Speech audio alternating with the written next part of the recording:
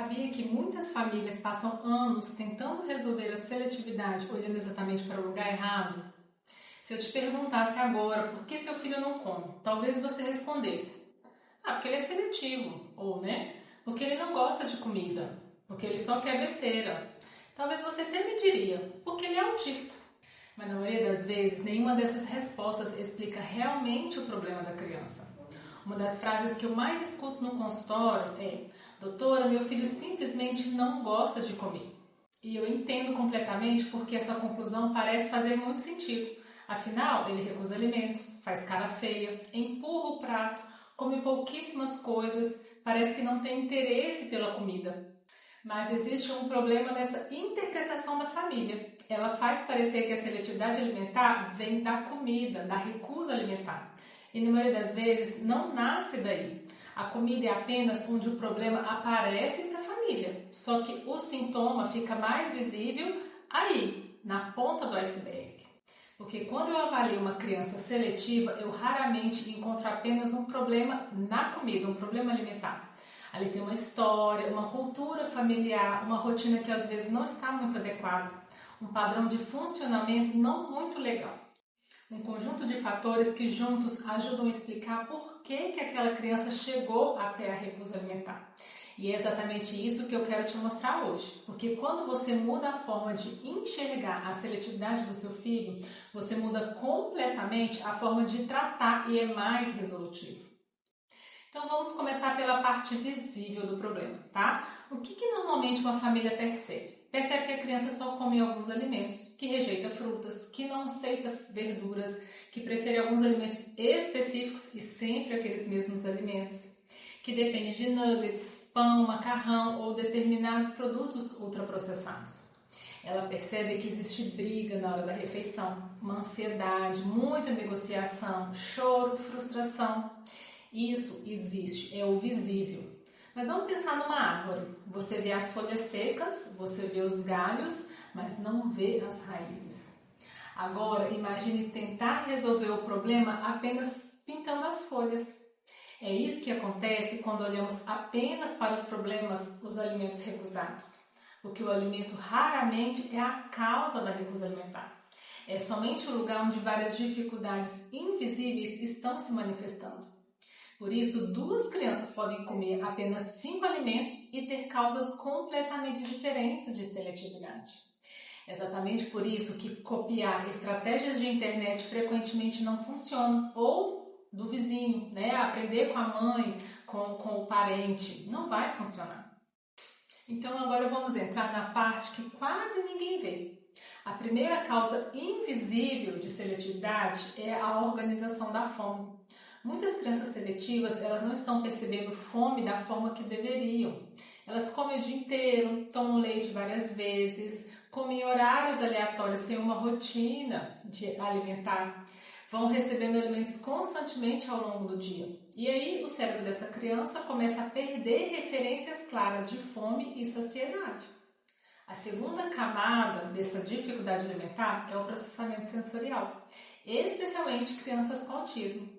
Para algumas crianças, um alimento não é apenas o alimento que você percebe. Tem textura, tem cheiro, tem temperatura, tem cor, barulho quando mastiga, a sensação na boca. O que para nós parece muito simples pode ser extremamente desconfortável para aquela criança que não aceita aquele alimento. A terceira camada dessa recusa é a rigidez comportamental. Algumas crianças não recusam apenas alimentos, elas têm dificuldade com mudança de rotina, mudança de ambiente, mudança de expectativa, até do próprio cuidador. E a comida acaba sendo mais um lugar onde essa rigidez aparece, mas com certeza em outros momentos do dia também tem. A quarta camada é a ansiedade, é a parte mais importante, porque muitas famílias acreditam que a ansiedade surge depois da recusa. Só que frequentemente ela acontece antes. A ansiedade vem primeiro e a recusa vem só depois, porque a família está demonstrando essa expectativa e aí a criança começa a fugir daquele momento que causa tanta angústia para a família. A quinta camada são as experiências acumuladas dessa criança. Anos de briga, de insistência, de pressão para comer, de frustração familiar. com trocas, negociações, promessas, recompensas, e isso vai moldando a forma como a criança percebe o momento da refeição. E sem perceber, a refeição ela deixa de ser um momento de aprendizado e passa a ser um momento de briga para essa criança. Então, quando a gente junta todas essas peças, essas camadas, a gente começa a entender que a seletividade alimentar não é só um problema de comida, é um problema de todo um sistema de funcionamento familiar. E a comida apenas revela esse transtorno de funcionamento. Então agora fica muito mais fácil entender por que tantas famílias tentam de tudo e continuam sem resultado. Por que elas tentam resolver apenas a última etapa do problema. Imagine alguém tentando construir um telhado sem construir a casa. É mais ou menos isso. O primeiro erro é tentar introduzir alimentos novos sem organizar a base, sem rotina, sem percepção de fome, sem previsibilidade. E o segundo erro é focar apenas na comida, quando o problema envolve comportamento, emoção, ambiente, sensorialidade e rotina, não vai dar certo. O terceiro erro é pressionar, mesmo que você tenha boa intenção, porque pressão pode até gerar obediência momentânea, parece que está dando certo, só que raramente vira um aprendizado alimentar que vai durar para o resto da vida dessa criança. O quarto erro é trocar de estratégia toda semana. Uma semana você tenta recompensar, não dá certo. Na outra você insiste, não dá certo. Na outra você tira o alimento, tá vendo? Depois tenta uma nova técnica de internet. A criança ela não consegue construir uma segurança durante este processo, até para acreditar que ali é o jeito de aceitar aquele alimento. E nem a família entende o que está dando certo, o que está dando errado. Por isso que muitas mães chegam ao consultório dizendo que já tentaram de tudo. Eu acredito, tentaram muita coisa, só que geralmente tentaram coisas isoladas, aleatórias, não seguiram um caminho organizado para melhorar a recusa alimentar do filho. Então, quando a gente entende a seletividade dessa forma, o objetivo deixa de ser como faço meu filho comer o alimento e passa a ser o que está impedindo meu filho de comer. Isso é uma mudança muito grande, porque agora a gente começa pela base do todo.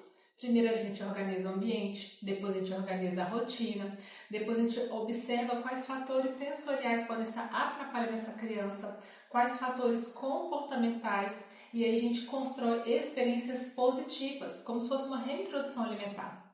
E só então avançamos gradualmente na alimentação, nesse aumento de repertório. Essa é a lógica do método Comer. Não porque existe uma técnica mágica, tá? Mas porque existe uma sequência que respeita o funcionamento do comportamento alimentar infantil. E quando a gente respeita esse funcionamento, a evolução costuma acontecer de forma muito mais consistente. Não é rápido, não é uma transformação que vai acontecer em uma semana, mas é um processo muito mais previsível, mais seguro e mais sustentável. Então, se for para você levar algo desse vídeo, leva isso, tá? A seletividade alimentar não começa no prato, ela aparece no prato, só que geralmente começa muito antes dele. Na rotina desorganizada, numa percepção inadequada de fome e saciedade, no processamento sensorial que não está ajustado para a criança, na rigidez, na ansiedade, em experiências acumuladas ao longo do tempo, traumas mesmo com a alimentação. Ou seja, o problema é mais complexo do que parece. Você não está lidando com uma criança que simplesmente não quer comer. Você está lidando com um sistema que precisa ser compreendido. E quando esse sistema é compreendido, o caminho para resolver o problema fica muito mais claro. Agora eu quero saber, tá? Qual é a maior dificuldade alimentar do seu filho hoje? Escreva aqui nos comentários. Eu leio todos e eles me ajudam a criar os próximos vídeos deste canal. E se esse conteúdo te ajudou a enxergar a seletividade de uma forma diferente, se inscreva no canal. E no próximo vídeo eu vou mostrar por que algumas estratégias aparentemente corretas acabam piorando a seletividade alimentar sem que a família perceba. Te vejo no próximo vídeo.